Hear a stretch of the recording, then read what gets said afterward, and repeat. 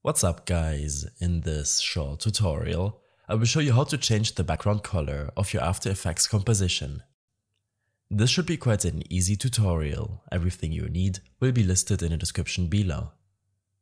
After placing a video to your After Effects timeline, you should be able to see the preset background color, which will appear when no video or photo is present. Especially when using a fade in or fade out effect. The background color is important and should be set to the correct color. In order to change it, right-click the concerned composition to access your composition settings, or use the shortcut Ctrl and K. On this window, below your duration settings, you can set a new background color when clicking on this icon. You can also use the Color Picker tool in case you're looking for a specific background color in your After Effects project. I hope this helped you out. Leave a comment if you have any questions and see you in the next one.